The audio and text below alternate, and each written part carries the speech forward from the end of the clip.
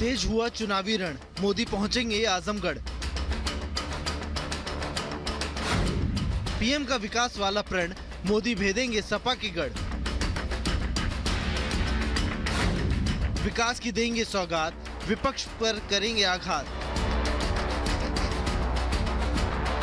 विकास की गारंटी के लिए पीएम मोदी आज आजमगढ़ पहुंचेंगे। आजमगढ़ को सपा का सियासी गढ़ माना जाता है।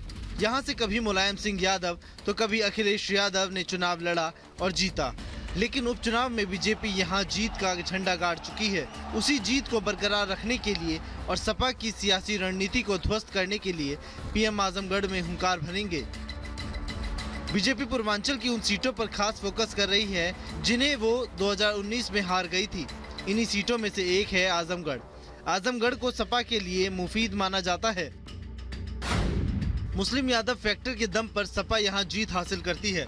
19 लाख वोटर वाले आजमगढ़ में करीब 3.5 लाख यादव और करीब 3 लाख से ज्यादा मुस्लिम वोटर हैं, जो किसी भी प्रत्याशी की जीत में निर्णायक भूमिका निभाते हैं। बीजेपी इसी फैक्टर की काट पर काम कर रही है। पार्टी ने जहां यादव वोटर्स को लुभाने के लिए भोजपुरी सुपरस्टार दिनेश लाल यादव को मैदान में उतारा है, वहीं आजमगढ़ में निर्णायक भूमिका निभाने वाले राजभर समाज के नेता ओपी राजभर को कैबिनेट में जगह दी। साथ ही करीब 3 लाख की आबादी वाले दलित वोटर पर भी बीजेपी का खास फोकस है। जातीय समीकरण को साधने के साथ ही पीएम मोदी आजमगढ़ को विकास की गारंटी देने पहुंच रहे हैं। आजमगढ़ एयरपोर्ट समेत देश के 14 एयरपोर्ट का शुभारंभ और शिलान्यास करेंगे। पीएम मोदी जहां आजमगढ़ में मौजूद रहेंगे, वहीं कई केंद्रीय मंत्री अलग अलग जगहों पर भी इस कार्यक्रम से वर्चुअली जुड़ेंगे। लखनऊ के अमौसी एयरपोर्ट पर रक्षा मंत्री राजनाथ सिंह मौजूद रहेंगे। इस दौरान पीएम मोदी 2 नए टर्मिनल का उद्घाटन करेंगे, जिसमें अमौसी एयरपोर्ट का नया टर्मिनल T3 भी शामिल होगा। रक्षा मंत्री राजनाथ सिंह के साथ नागरिक उड्डयन मंत्री ज्योतिरादित्य सिंधिया भी मौजूद रहेंगे। हवाई अड्डों के लिए भूमि का सीमांकन और टेंडर का काम पूरा हो चुका है। भूमि पूजन के बाद 1 से 1.5 साल में हवाई अड्डा बनकर तैयार हो जाएगा। चुनावी साल में प्रधानमंत्री नरेंद्र मोदी हवाई सेवा देकर आजमगढ़ को विकास पथ से जोड़ने का काम कर रहे हैं। आजमगढ़ की लोकसभा सीट पर भले ही अभी बीजेपी का कब्जा है, लेकिन विधानसभा की सभी 5 सीटों पर सपा का ही कब्जा है। ऐसे में पीएम मोदी ने खुद कमान संभाली है और आजमगढ़ की जनता का विश्वास विकास के जरिए जीतने की कोशिश करेंगे। फिलहाल बीजेपी सभी जातीय समीकरणों को साधने में जुटी है। अगर वो राजभर और दलित वोटर को लुभाने में पार्टी कामयाब रहती है, तो एक बार फिर से बीजेपी आजमगढ़ सीट पर कब्जा जमा सकती है। Bureau report, Republic Bharat.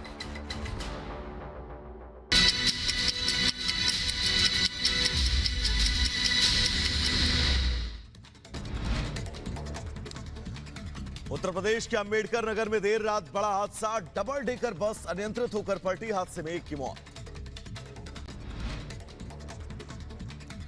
Double decker bus पलटने से कई यात्री घायल, 6 यात्रियों को अस्पताल में कराया गया भर्ती। बस में 26 यात्री सवार थे।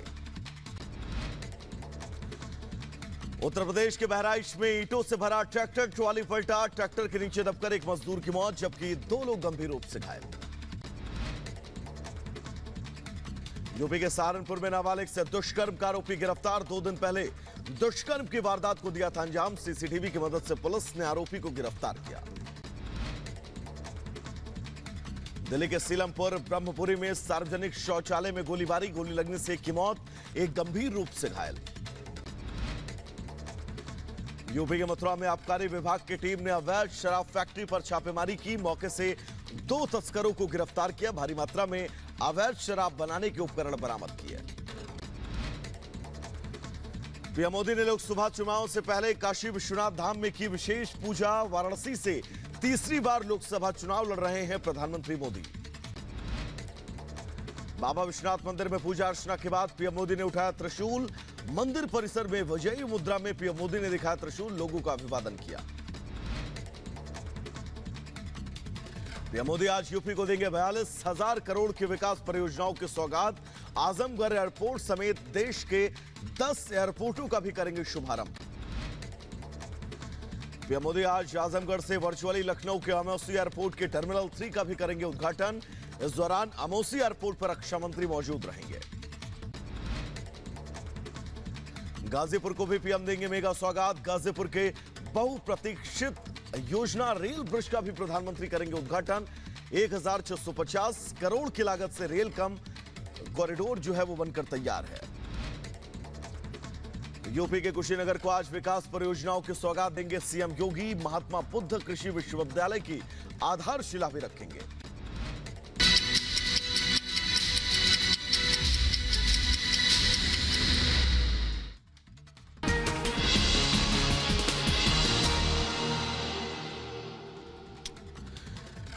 नमस्ते भारत, सुबह के 6 बज रहे हैं। रिपब्लिक भारत पर तमाम बड़ी खबरें लेकर हाजिर हूं मैं आपके साथ वैभव मिश्रा। दिन की शुरुआत 5 सबसे अहम तस्वीरों से करने वाले हैं प्रधानमंत्री नरेंद्र मोदी। उत्तर से लेकर पूरब तक और पश्चिम से लेकर दक्षिण तक यहां पर लगातार चुनाव प्रचार में जुटे हुए हैं।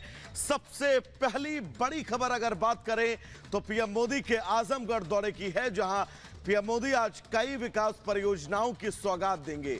आजमगढ़ से ही 10 नए हवाई अड्डों का लोकार्पण करेंगे। दूसरी तस्वीर, लोकसभा चुनाव से पहले आंध्र प्रदेश में टीडीपी, बीजेपी और जनसेना में अब गठबंधन हो चुका है। साथ ही सीट शेयरिंग को लेकर भी सहमति बन गई है। भाजपा चंद्रबाबू नायडू की तेलुगु देशम पार्टी और पवन कल्याण की पार्टी जनसेना ने आगामी लोकसभा और विधानसभा चुनाव साथ लड़ने का फैसला किया है। आगे बात करते हैं तो लोकसभा चुनाव का ऐलान इस महीने कभी भी हो सकता है, लेकिन इससे पहले इलेक्शन कमिश्नर अरुण गोयल ने इस्तीफा दे दिया है। जी हां, अरुण गोयल का इस्तीफा राष्ट्रपति द्रौपदी मुर्मू ने मंजूर भी कर लिया है। अरुण गोयल का कार्यकाल 2027 तक दरअसल था। चौथी बड़ी तस्वीर, पश्चिम बंगाल की ममता सरकार ने पहली बार रामनवमी के मौके पर 17 अप्रैल को छुट्टी की घोषणा की है। एजेंसी के मुताबिक सरकार की तरफ से जारी एक बयान में जानकारी दी गई, बंगाल में दुर्गा पूजा, काली पूजा और सरस्वती पूजा बड़े त्योहारों के रूप में दरअसल मनाए जाते हैं। कई दूसरे त्योहारों पर सार्वजनिक छुट्टी होती है, लेकिन रामनवमी पर बंगाल में छुट्टी दरअसल नहीं होती थी। इस बार सरकार ने अवकाश की घोषणा कर दी है, यानी कि यह बड़ी खबर है। पांचवी बड़ी तस्वीर, बीजेपी पश्चिम बंगाल के संदेश खाली का मुद्दा हाथ से जाने नहीं देना चाहती है। बीजेपी टीएमसी को घेरने के लिए आज एक सार्वजनिक सभा करेगी और इस दौरान यहां की औरतों को भी सम्मानित किया जाएगा। बीजेपी संदेश खाली को अब मुद्दा बनाकर टीएमसी पर हमलावर है। 2019 के चुनाव में बीजेपी को यहां की कुल 40 लोकसभा सीटों में से 18 सीटों पर दरअसल जीत मिली थी।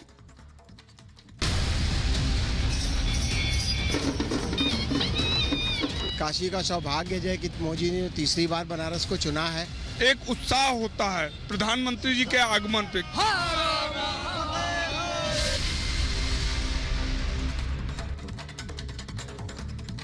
तो प्रधानमंत्री नरेंद्र मोदी का विजन और मोदी की गारंटी, इन तमाम बातों को लेकर प्रधानमंत्री अपने संसदीय क्षेत्र यानी कि बाबा विश्वनाथ की नगरी काशी पहुंचे, जहां पर उन्होंने बाबा काशी विश्वनाथ के दर्शन किए, पूजा अर्चन किया और वहां पर त्रिशूल दिखाकर यह संदेश भी दिया कि एक बार फिर से बीजेपी इस बार सत्ता की हैट्रिक लगाने वाली है।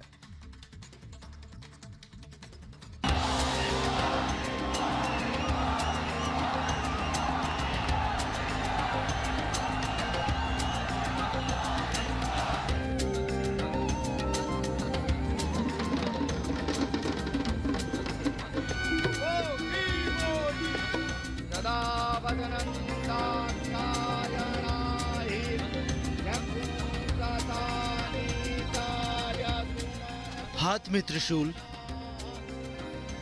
माथे पर त्रिपुंड, गले में फूलों की माला और चेहरे पर आत्मविश्वास। इस तस्वीर को देखकर कोई भी बता सकता है कि पीएम मोदी ने चुनावी शंखनाद कर दिया है। अयोध्या से शुरू हुआ मोदी का भक्ति रथ वाराणसी पहुंचा, जहां पीएम मोदी के अभिवादन के लिए काशी के लोग सड़कों पर आ गए। ये भीड़ वाराणसी के लोगों की नहीं बल्कि मोदी के परिवार की है। इस भीड़ ने पीएम मोदी के आत्मविश्वास को दोगुना कर दिया। हम सब मोदी जी के परिवारी जन हैं, हम उनके परिवार के सदस्य हैं। पूरा देश है और काशी को तो खुद ही अपना परिवार परिवारवाद पर कड़ा प्रहार करते हुए माननीय मोदी जी अब पूरी काशीवासी को, पूरे भारतवासी को अपना परिवार मानते हैं और हम सभी पूरे काशीवासी मोदी के परिवार है। पीएम मोदी को वाराणसी संसदीय क्षेत्र से तीसरी बार भारतीय जनता पार्टी का उम्मीदवार बनाया गया है। ऐसे में काशी के असली राजा यानी बाबा विश्वनाथ के दरबार में हाजिरी लगाना बेहद अहम हो जाता है। शिवरात्रि के ठीक एक दिन बाद वाराणसी पहुंचे पीएम मोदी शिव की भक्ति में रमे नजर आए। मोदी हाथ जोड़कर महादेव के दरबार में पहुंचे, जहां उन्होंने विधि विधान के साथ रुद्राभिषेक किया। पीएम मोदी तीसरी बार वाराणसी से चुनाव लड़ेंगे। ऐसे में महादेव के साथ साथ जनता का आशीर्वाद भी बेहद जरूरी है। काशी में पीएम मोदी का भव्य रोड शो हुआ और इस रोड शो में भारी जन सैलाब उमड़ा, जो ये बताता है कि काशी के लोग पीएम मोदी के साथ हैं। हम है मोदी का परिवार, पूरे हिंदुस्तान में एक ही नारा, हम है मोदी का परिवार। अब की बार 400 पार, अब की बार 400 पार, कोई नहीं है टक्कर में, क्यों पड़े हो चक्कर में। जहां विपक्ष अपमान वाली सियासत कर रहा है, वहीं पीएम मोदी का परिवार उनके स्वागत में शहनाई बजा रहा है। जिस अल्पसंख्यक समुदाय को विपक्ष सिर्फ वोट बैंक समझता था, उसे पीएम मोदी ने अपने परिवार की तरह रखा। यही वजह है कि काशी की सड़क पर न हिंदू था न मुसलमान, था तो सिर्फ मोदी का परिवार। बहुत सालों से चोर रहते थे इस देश में, अब चोर जेल में चले गए। अब इन लोगों को परिवार बना लेते हैं कि आप हमारे साथ रहिए और देश का विकास करिए। वाराणसी में पीएम मोदी जब भी आते हैं, उनके स्वागत में ऐसा ही जन सैलाब उमड़ता है। 2 बार काशी के लोगों ने पीएम को भारी मतों से विजयी बनाया था और स्थानीय लोगों का ये जोश देखकर अंदाजा लगाया जा सकता है कि पीएम का विजय रथ ऐसा ही आगे बढ़ेगा। पीएम मोदी ने विकास की गारंटी पर अब की बार 400 पार का लक्ष्य रखा है। काशी के लोग भी विकास के नाम पर वोट करने का मन बना चुके हैं। अपने परिवार को छोड़ करके आज हम देश की सेवा कर रहे हैं और सबके अंत्योदय आखिरी पायदान पे जो खड़ा है उसकी चिंता करते हैं। जो अन्य योजना गरीबों के लिए कार्य करते हैं, सारे देश को एक रूप से देखते हैं। हिंदू मुस्लिम सिख ईसाई, कोई जातिवाद नहीं, कोई परिवारवाद नहीं, केवल वो अपने लिए नहीं देश के लिए करते हैं। पीएम मोदी से पहले वाराणसी संसदीय सीट पर बीजेपी और कांग्रेस की कांटे की टक्कर हुआ करती थी, लेकिन जब से काशी ने मोदी को अपनाया है, यहाँ मुकाबला एक तरफा नजर आता रहा है। पिछले चुनाव की बात करें तो 1999 में बीजेपी ने 33.4% वोट शेयर के साथ जीत हासिल की थी। वहीं साल 2004 में कांग्रेस ने 32.6% वोट शेयर के साथ इस सीट पर कब्जा जमाया था।